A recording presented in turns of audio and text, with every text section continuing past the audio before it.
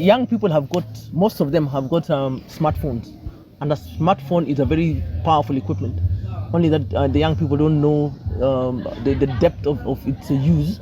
They have learned skills that can make them earn a living immediately, because you can earn a living through making professional photographs, through making professional videos, and now the sky is the limit. They can do short documentaries, they can do professional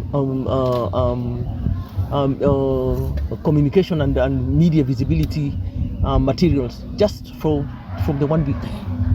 We have watched a great movie. It really looks like a real movie. I'm so excited that for the first time, a local boy or girl in the village will be able to produce a film that can be watched all over.